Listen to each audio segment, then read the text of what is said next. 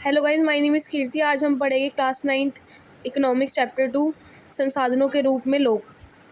अगर आप ये बुलेट पॉइंट्स कर लोगे तो आपका ये चैप्टर कंप्लीट हो जाएगा। पहला है जनसंख्या पर विचार करना, सकल राष्ट्रीय उत्पाद में सृजन में योगदान देना है। तो सकल राष्ट्रीय उत्पाद क्या होता है? जीडीपी। जीडीपी, अगर हम जीडीपी के लिए जनसंख्या के बारे में विचार कर रहे हैं तो किसको डायरेक्ट रिलेशन है जनसंख्या का? जीडीपी से। अगर हम जनसंख्या का विचार करेंगे तो उसका मतलब हम जीडीपी का भी विचार कर रहे हैं। जीडीपी क्या होती है? प्रोडक्शन होता है, उत्पादकता, मतलब कितना प्रोडक्शन होगा। अगर जनसंख्या ज़्यादा होगी तो प्रोडक्शन भी ज़्यादा होगा, जिससे जीडीपी बढ़ेगी। Thank you. उसके बाद है जनसंख्या एक मानव संसाधन है।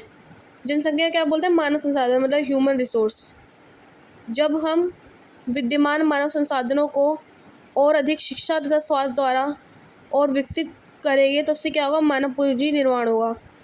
मतलब मानव पूंजी क्या होता है? हम मानव है, मानव संसाधन। अगर हमें पढ़ाया जाएगा और एजुकेशन दी जाएगी, मतलब एजुकेशन दी जाएगी और हमारे हेल्थ पे ध्यान दिया जाएगा तो उससे क्या होगा? मानव पूंजी निर्माण होगा। मानव पूंजी निर्माण मतलब हम और ज़्यादा विकसित हो गए। इससे क्या होगी? हमारी उत्पादकता भी बढ़ जाएगी। शिक्षा श्रम की गुणवत्ता को बढ़ाता है। अगर हम शिक्षा पा लेंगे तो क्या होगा?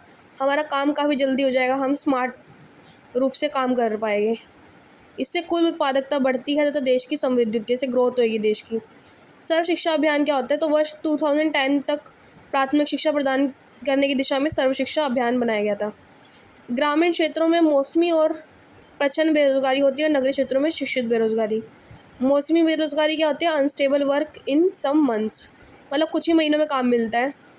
मौसमी बेरोजगारी में जैसे कृषि हो गई, कुछ महीने कृषि कर ली तो हम खाना खा पा रहे हैं वरना नहीं खा पा रहे। Thank you. Like share subscribe my channel for more videos and comment next topic. Thank you.